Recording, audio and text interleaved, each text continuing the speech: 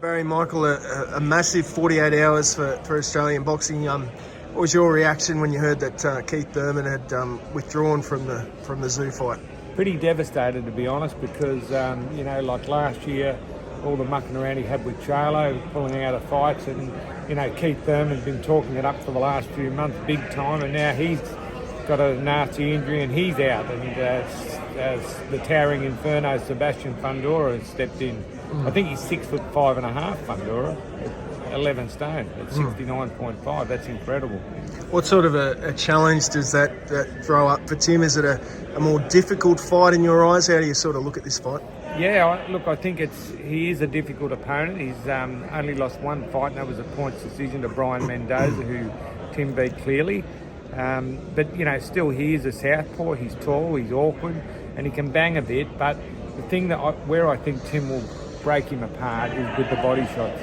A tall, thin guy, he's not going to like the body punches at all, and that's what I think you'll see Tim break him down. Tim might have a bit of an effort, a bit of strife. Might be not getting strife, but he might find him the southpaw, tall, rangy southpaw, hard to work out for the first round or two. But once he does, and he'll have the right sparring partners, he's still got time. He knows how to fight a southpaw, we've seen before, and I think I reckon Tim will stop him within 5. Really? That's my comment. Were you surprised that Tim took the fight so soon? So he made the decision to take this so quickly? Probably not, because that's the Tszyu are always meticulous in their preparation, so they know they're in great condition. They know they're in a really good space mentally, and it's also another opportunity because I believe the WBC world titles included as well. So it's an added bonus. He'll have the WBO and the WBC world title. So I guess it's an opportunity he couldn't knock back. Do you think that Terence Crawford, there's talk that he'll fight the winner, and he's activated his mandatory status for the winner of Tszyu Fundora? Do you think Tim takes that Crawford fight if he is to get past Fundora? I think Tim will fight anyone, but if anyone's going to beat Tim, it's Crawford. Crawford, I think, is he's probably the top 2 or 3 pound for pound best fighters in the world at the moment, for my money. First time I ever saw him was when I went over when he fought Jeff Horn. I hadn't really seen much of him, but I sat in my hotel room and watched his fights, and ever since then I've followed him and watched him, and I think he beats Canelo Alvarez too. I think he's that good. Another big fight coming up, George Kambosos, Lomachenko. Break that fight down for us. Yeah, well, that's it's a fantastic opportunity for Kambosos. Like George has done extremely well. He's a warrior, but Lomachenko is one of the greatest ever, but he is coming to the end of his career. It's probably a very good time for George to have this opportunity, but I still think that Lomachenko will be, too slick. His movements are incredible.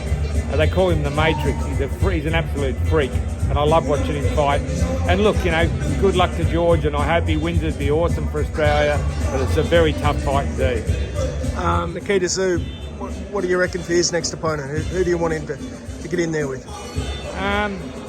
Hard to say. Look, I don't know who the management team are looking at the moment, but every time I see Nikita fight, I think he improves.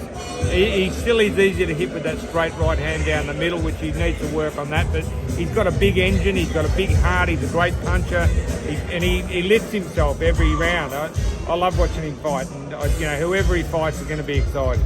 About Jai McAllister, do you keep much of an eye on what Jai's doing? Ever since I was following Jai before he beat Maris Brightus, and the average boxing fan wouldn't know that Brightus' only loss was a majority decision loss to Alexander Usyk, who's beaten Anthony Joshua twice clearly. So Jai McAllister, he could potentially one day fight for a world heavyweight title.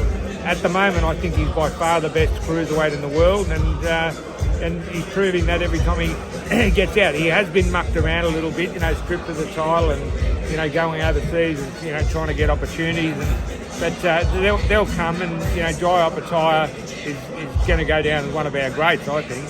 We're Jason Maloney. He's back in the ring in May. Defending his world title in Japan, I believe. Yeah, look, I was hoping is the Monster on that card as well? Yeah, it's his. His undercard, yeah. Possibility I might be able to get over to that one, but look, the Maloney boys, both of them are great fighters, and Jason, good to see he's got the world title, and hope he goes well for sure. What about Liam Paro? There's a bit of talk about him getting there as Subriel Matthias. What do you make of that fight? Liam Paro is a relatively unknown superstar, I reckon. He's 20-0.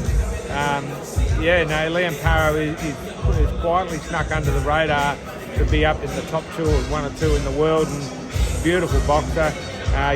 Knocked Brock Jarvis out in the first round, which I figure that might have been a chance because he's a quality fighter. So I think you'll see big things from him.